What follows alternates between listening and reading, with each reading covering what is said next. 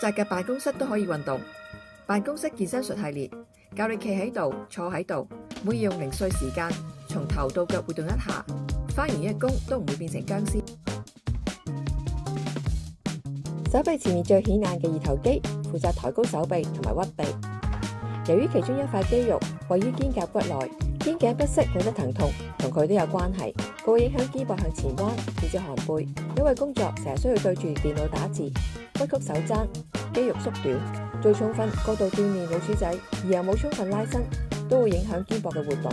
二頭肌橫跨肩關節同肘關節，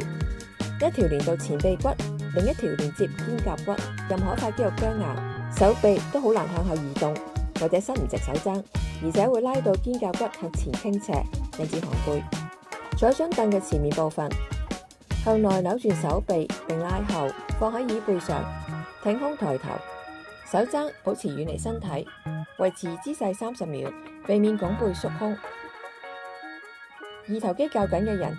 適宜用跪姿，喺身後面放張凳或者一個 Fitball。二頭肌負責控制手掌向上，所以向內扭轉手臂可以有效伸展佢。如果喺戶外有欄杆嘅地方，都可以企喺度伸展二頭肌。